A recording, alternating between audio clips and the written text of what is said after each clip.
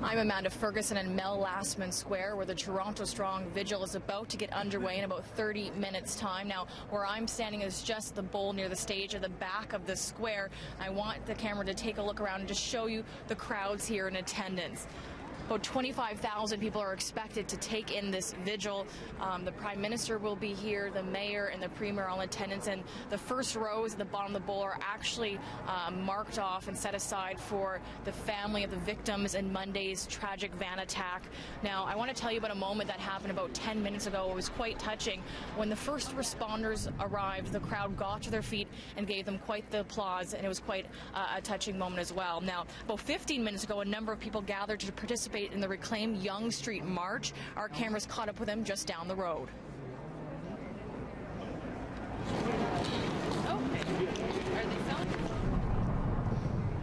Thousands of people are linking arms and walking together tonight for the Reclaim Yonge Walk of Healing and Solidarity. Organizers say the point of the walk is to reclaim a sense of safety and community in the area where the tragic van attack took place. Prime Minister Justin Trudeau and Mayor John Tory among those taking part today.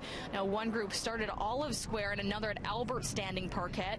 Participants are set to converge on Mel Lastman Square just in time for the vigil.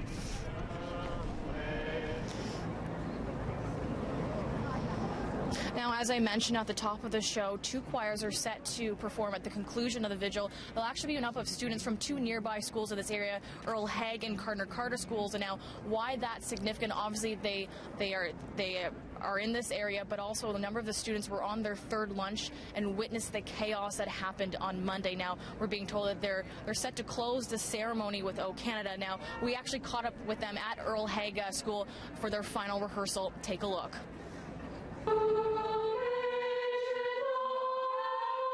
We're a little bit nervous because it's just such a huge crowd and it's so important to our community and to ourselves. We want to make everyone proud and make sure that we do a good job tonight. Being able to contribute in this memorial and being able to be a part of it, especially when it was in such close proximity to our school, and being able to sort of connect with everyone and feel strong again. Because of the proximity to this event, we had a pretty unique perspective on what happened. So I figured that a lot of people would like to understand more about the event. I'm so proud of this entire community. I know at this school we had, posters, people could sign, people raised so much money.